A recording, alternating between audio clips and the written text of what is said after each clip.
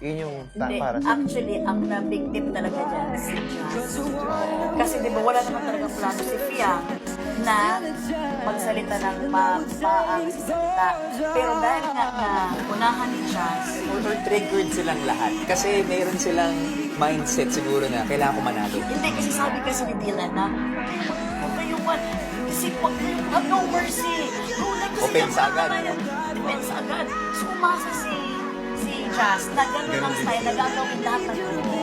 Nung naumpisa ka niya, sinimulan niya. Tapos parang nasasaktan na niya pala sa mga words niya si Fiang.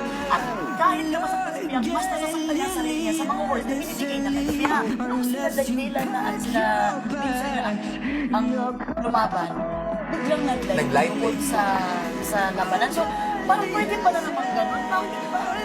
Bakit mo nagawa yun? So, dapat at the end of the day, ikaw pa rin ang mag-decision sa sarili. No? Hindi ka dapat magkinig sa kanila kung ano yung nararamdaman mo, feel